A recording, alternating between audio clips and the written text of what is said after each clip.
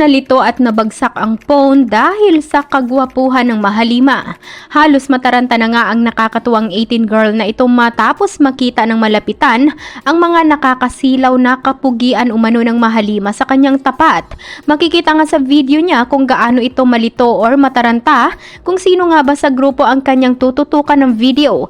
Rinig din na napapasabi ito ng, "Hoy, nalilito ako, ang gwapo." Sabay napaka-cute na napamura na lang din ito. Sa dulo naman ng video ay pansin na nabitiwan niya ang kanyang ginagamit na phone dahil pansin na tila nahulog ito, dahilan kaya nag-stop ang kanyang video.